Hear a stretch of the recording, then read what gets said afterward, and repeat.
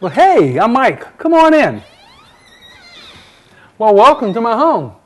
You know, Kerry was here the other day, and I had served him some appetizers, and he said, "Oh, this is delicious." And he said, "But you know, I remember you telling me it's so easy to make." And I said, "Yes, it is." So he said, "Well, would you mind showing me?" So, come on, let me show y'all. So, we're in the kitchen now, and the ingredients I'm going to use you normally find in your kitchen. If not, you may have to go out and buy a few things. We have bread. I happen to have a couple of different types of breads here, but you could just use sliced bread if that's all you happen to have in the kitchen at the time. One thing we want to make sure we do first before we start anything else is we start the oven. So I'm going to set the oven at 400 degrees,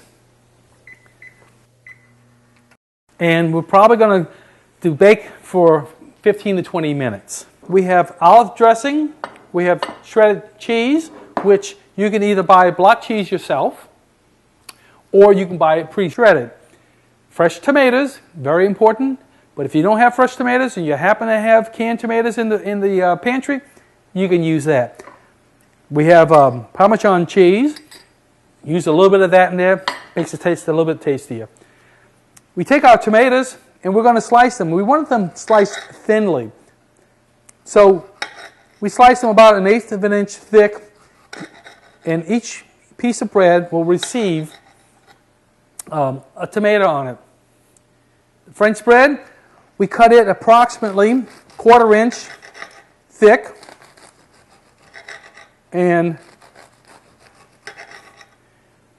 lay it out on our tray. The Kaiser type roll or something, very nice. By the way, St. Joseph bread is really a good one. It's got the little seeds on it. You cut it in half. You lay it out like so. And something else I found, if you want, you can cut it into thirds.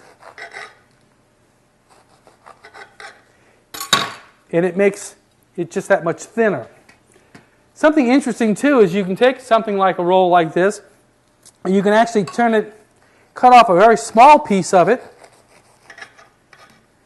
turn it upside down, and what you do is you make a pocket in it, and you put that on here. Okay, so once you have this done, again, you're going to shred your cheese. Now, the yellow cheese, normally you use a smaller grating for it, but when you have a cheese that has pepper in it and such, a lot of times you want to use the larger holes for it.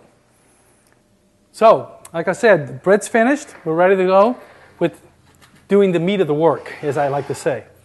We'll take the olives, the cheese, we have some tomatoes. You want to get some of the olive oil onto the bread too.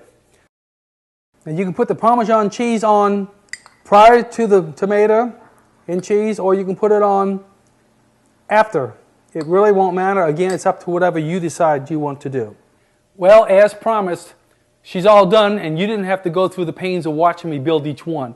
Now she's going into the oven.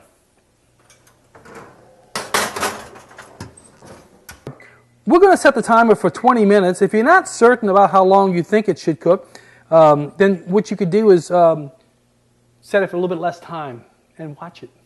Let's see what we got.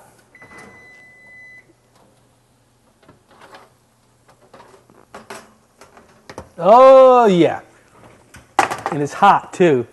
And we know it's done because the bread has turned out to be a nice golden brown. And look at those cheeses. I'm telling you, that's some good bread.